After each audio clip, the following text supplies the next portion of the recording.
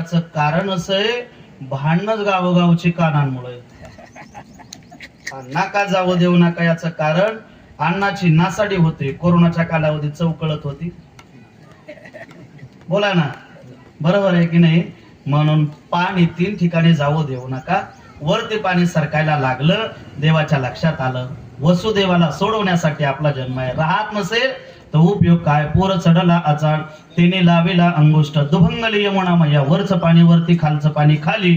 आणि आता फिरविली कन्या आणि रत्न. मथुरेतलं चरित्र पूर्ण करतो. इकडे वसुदेव पोहोचला, हातातल्या बेड्या हातात, पायातल्या बेड्या पायात. मायेनं रडायला सुरुवात केली. करी माया आकांत नामा म्हणे उठती दूत. आणि पळत सगळे जाऊन सांगू लागले, कंसा 8 जन्माला आलं, तो पळतच आला, त्याची उतरली नव्हती झोप.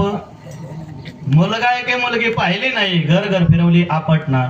तुझ लागे वदी उपजला मज आधी, मामा मला का मारिता, तुमचा वरी गोकुळी नांदता. असं म्हटल्याबरोबर ते कृष्ण गोकुळी जन्मला. दृष्टा जळकाप सुटला, होता कृष्णाचा अवतार.